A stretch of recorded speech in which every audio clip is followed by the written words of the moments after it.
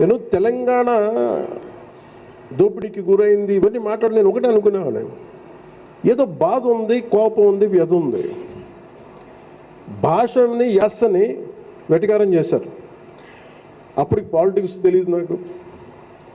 నేను నా సినిమాల్లో నేను ఎలా చెప్పాలి, నేను ఇష్టపడే తెలంగాణ యాస కానీ, తెలంగాణ మాండలికం కానీ, తెలంగాణ సాహిత్యం కానీ, అది నేను సినిమాలు ఎందుకు పెట్టుకుంటే ఓట్లు వేస్తానని పెట్టుకున్నాను, నాకు ఇష్టంతో పెట్టుకున్నాను, గౌరవించడానికి పెట్టుకున్నాను.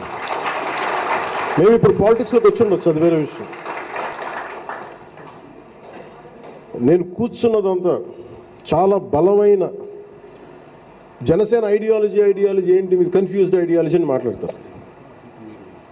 ఒక సైడ్ నువ్వు లెఫ్ట్ వామపక్ష భావజాలం అంటావు, ఇంకోసారి రైట్ అంటావు.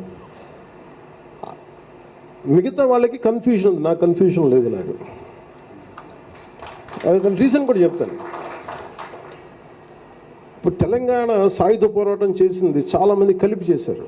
వామపక్షాలు చేసినాయి, సనాతన ధర్మాన్ని పాటించే వాళ్ళు చేశారు. ఎక్కడా కూడా రజాకారులు పర్టికులర్ మతం అయినప్పటికీ కూడా దాని మత పోరాటంలాగా అవ్వలేదు.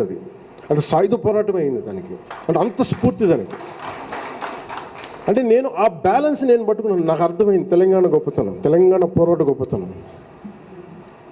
అన్యాయం జరుగుతుంది, కానీ దానికి నువ్వు ఈ రిలీజియస్ యాంగిల్ తీసుకోపోవక్కర్లా, ఇంకో యాంగిల్ పట్టుకోవక్కర్లా, ఒక జస్టిస్ యాంగిలే పట్టుకోవాలి. నాకు తెలంగాణ పోరాటం నచ్చింది అది.